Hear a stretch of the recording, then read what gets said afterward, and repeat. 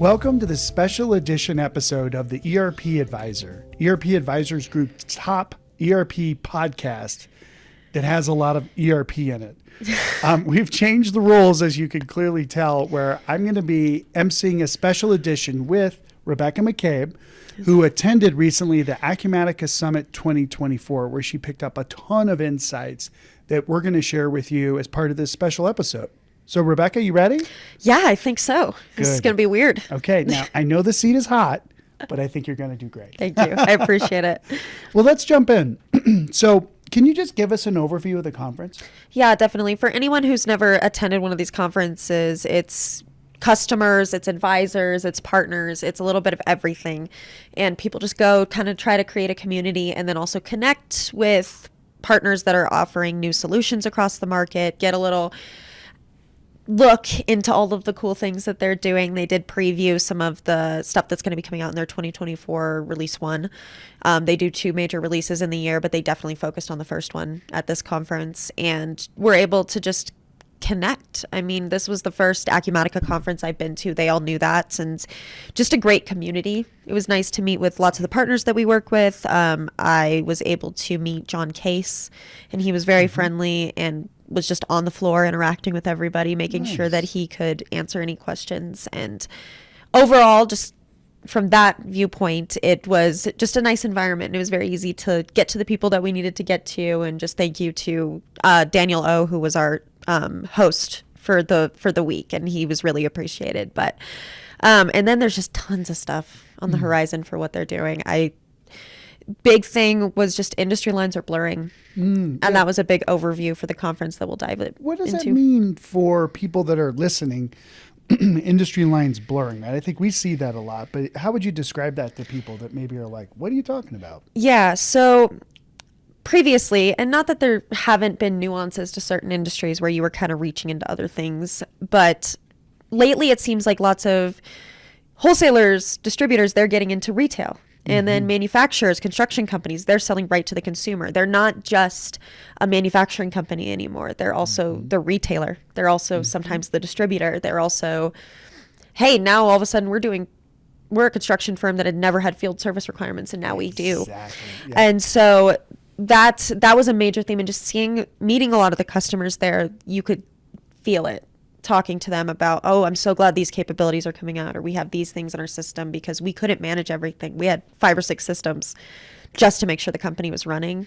And I think lots of the vendors are starting to recognize that now, that there needs to be just more in the platform in terms of micro vertical solutions, in terms of deeper functionality, so that these companies don't have to completely switch platforms or go outside of the platform to perform their job in the adjacent services that they're trying to do. Love that. Yeah, I think even in some of our selections, we've seen, you mentioned field services. I think we're actually going to do a trusted advisor, an ERP advisor on field services coming up, y'all. Yes. Check it out. Anyway, I'm not good at plugging like you are. No, you did it. You're good. But probably shouldn't say y'all, but that's okay. But the key thing, though, is that I think I have seen 90% of our clients, just like you said, a core construction company that has construction in progress and commitments with through purchasing, and all the way through job cost and even looking into billing, right? Those are pretty tough requirements. And then after the project is built, they go back and they service it. Yeah. Total different, really, business processes. Oh, yeah. So did you think that well, let me ask you this question, actually. This is a very good leading question, because I know we talked about this. How do partners play into that micro vertical focus, especially on the Acumatica platform? Yeah, Acumatica is very unique for anybody who is tuning into this call just to learn more about them. They do not have a direct sales team. So, and they're very open about that. That's not insider knowledge. They go through their partners, and they are the ones that actually provide the software. They're playing a huge role over there, especially for a company like Acumatica that just continues to grow, and they're trying to just do so much all at once. And they are succeeding, but a big part of that success is because they have partners who can deliver those solutions without them having to dive in and develop them from scratch. And that allows, even talking to some of the partners, they're able to extend functionality. I went to a session specifically for kind of the HR side of things and connecting that to Acumatica, you wouldn't have even known you were outside of the Acumatica platform. Like, they were able to really make sure it looked and felt like what you were doing in Acumatica, and that's huge. We see that with our customers. They don't want some jarring experience when they go to something else. And to see that these partners are delivering that value, not just in the functionality, but also in the experience, was really great to see from Acumatica. And I think that's how they're going to continue to grow, is to rely on these companies that can provide really deep, very industry specific functionality. Yep, that's great. And even thinking about decades ago of JD Edwards, or when Oracle eBusiness Suite even came out, or SAP, or even PeopleSoft, there's sort of this balance, right, between how much does the software vendor build versus somebody else. Yeah. And it does seem like with the XRM platform that Acumatica... XRP platform, sorry. No, XRM is Microsoft. Yes. Sorry. Woof. Getting my X's and R's mixed up. Oh, yeah. So many platforms. With the XRP platform, that Acumatica has provided a tool set, not indifferent than other apps, but Acumatica being one of the newer players on the market, it sounded like the partners were really more willing to take on that responsibility, build out some more apps. It's good revenue for the partners too, frankly, but maybe just tell us a little bit about what you saw with that XRP platform. And I have that in my notes. They did a full deep dive into the XRP platform, which was a session that I was able to attend. So fascinating. You and I have been diving into this a lot recently. Yeah. The platform is becoming more and more important. And I think previously it's always been important to the vendors. They've always had a focus on their platform, but I think it's becoming more important to customers and actually seeing the value. And I've been seeing this at other conferences where the vendor is speaking more about, well, what's the platform? Why does it matter? It does, because these partners can build systems or build their offerings directly into the system so that it plugs in much easier. And, now I'm looking. There's no specific database. And so it's very easy for them to kind of plug and play is the best way to describe it without getting way too complicated, because this stuff is complicated. Very much so. But these partners there's a new modern UI platform that they're using. And that's part of the XRP, is that customers are able to, it enables them to have these experiences with the partners where the platform looks similar, feels similar, and their data is not siloed across XYZ systems that all of a sudden now I can't access anything. When it's all built in one place, the integrations are easier and everything else becomes easier. That makes a ton of sense. And that's the benefit of that platform, yes. the XRP platform. Good. Well, were there any other product enhancement or releases that you thought would be interesting to highlight for our listeners? Yeah, so in terms of just general enhancements, construction, I'm going to have to pull up my notes again. There were so many things that they had going on. I don't want to miss anything. Construction, we've kind of mentioned this. They've already dove deeper into the field services capabilities and what people can do mobily. And so that was a big focus. There were a couple sessions on how the app looks, how it feels, how field people would be able to, fieldmen, field women, field people would be able to actually access the application and not have to wait, drive all the way back to the office, write everything down, write it down in their truck. They can actually plug right into the system. And as calls come in, super easy platform. The user experience, I watched a couple demos, was really nice to see, because you could just drag and drop people into certain areas. You could look across and say, okay, I need very specific skills from the person that I'm going to be sending out to this job, and you could choose who you wanted to go. And it was very cohesive. And I know they're doing a lot with field services, like many of the vendors are. That's a growing field. It's always been there, but I think people are actually realizing more needs to be done. Yeah. Manufacturing. So they have a product configurator and then a CPQ tool that are coming out with the 2024 R1. So interesting too, because I think technology in general is addressing supply chain issues and then also labor shortages. It has been since the pandemic. People had to adjust, but manufacturers and distributors realized even more how much planning they actually needed. Yeah. And so along with that too, they're releasing a DRP tool, which is distribution requirements planning, I Or believe. maybe MRP? What's that? It's a DRP. DRP? So they Good. have MRP capabilities Yeah. already. They're releasing a DRP. Nice. Okay. Very specific towards distributors. Oh, nice. And Okay. predicting demand, and then also managing that demand within the system. So it's a whole suite kind of within the manufacturing. They have the MES, they have the MRP, and now they have a DRP. Love it. So all kinds of new stuff, and it's very interesting because like you brought up MRP, and that's been so important to manufacturers and what they need to look at and distributors. This tool is going to be very, very focused on the making sure that demand is met at the right time without doing too much, bringing in too much inventory, and then either failing or costing the business thousands and thousands of dollars because there's inventory that you're holding on to that you don't need. Yeah. And so we're moving into a new era for manufacturers and distributors where they don't have the inventory on hand. They want to be able to order it as they need it so that they're not wasting money. And they want liquid assets, and all that inventory is not liquid. Yeah. So Yeah. that's going to be a really big thing, and it was very interesting. And then retail was huge. Everybody's a retailer nowadays, is what Acumatica said, and it's so true. Mm-hmm. Even we are with some of the models that we have with being able to buy content that's available directly to a user, to a person versus through a company. Yeah. Makes sense. Everybody's dabbling in that. I mean, you see more, like we mentioned earlier, wholesalers getting into retail. You see construction companies, like even our clients, who they're distributing those things. And so more and more people are needing very specific functionality on the retail side. And I mean, we're crossing into new verticals.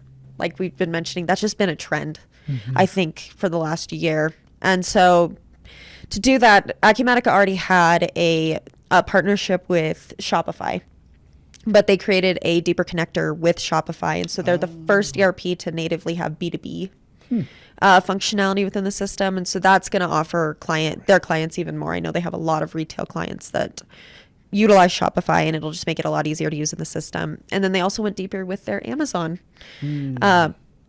connections, which is super helpful. Again, I think a trend across the market. I think lots of companies are doing more and more with Amazon, but it was interesting to hear them speak about it because there are so many things that go into like reconciling the financials when you are selling on Amazon, and it doesn't always track different fees, different things that are going on in the system. So what was happening was these retailers were having to pull their Amazon statement, come over to Acumatica, see what they'd spent, and then reconcile everything manually in order to figure out, okay, this is actually how much we're spending, and this is actually how much revenue we're making based on what's going on inside of the Amazon application.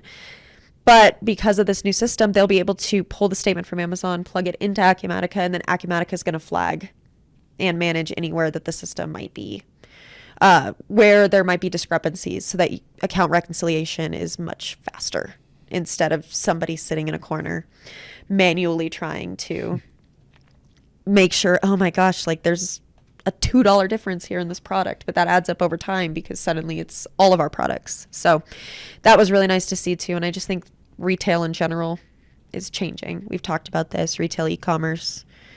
Amazon's model kind of disrupted everything, and it just made a huge difference. So those were their general products that are just receiving enhancements, but then also they announced their professional services edition. Oh, cool. What's at that? this conference. What's professional services? Well, what's that professional service edition? Yeah. Yeah. So they're going to be diving a little deeper into, there's going to be hundreds of new features, and it's going to manage the entire life cycle of their customers. So companies like ours, I know I was talking to a partner, and they're pretty excited about the functionality because they're like, wow, we can plug it into what we're doing as we're serving Acumatica customers. Like a sort of like professional services, consultants, a project life cycle, time and expense billing, and all that stuff. Yeah. Great. And that's kind of part of their initiative that these companies are starting to go across industries, because as much as people don't, well, we're not really like a professional services firm. You never know when all of a sudden your company's like, oh, okay, like we're manufacturing and stuff, but now all of a sudden we have this service. We acquired this company, and now we're going to be offering this thing that requires project management. Yeah. And so I just think it's opening up a door for Acumatica as well going into the future, where they're going to be able to service very different types of companies than even what they've seen in their industry specific editions. And so I'm pretty excited about it. I know lots of companies are trying to work on their professional services. We're kind of in that economy where services are just becoming more and more important. So it'll be very interesting to see. That release is scheduled for this year, but they didn't have like an exact, this is the release that's going to be coming out. So I expect that to be big news in probably first half of the year, towards the second half, but Great. we'll see. Well, it sounds like it was a lot of capabilities that the app maybe did.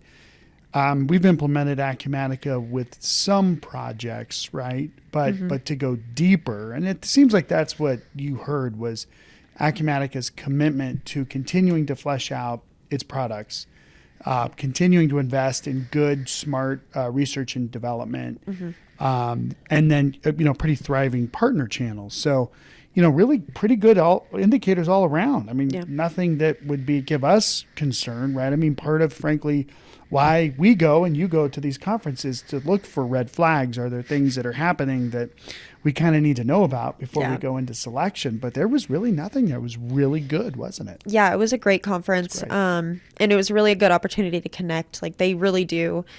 And I believe this about all the vendors we work with. Like, we would not work with people who didn't deliver to our customers or weren't honestly just nice to work with. Right. But That's so true. the Acumatica conference just kind of reassured us that we already had those relationships with them. There's just some great people over there who are really committing a lot into developing a great product.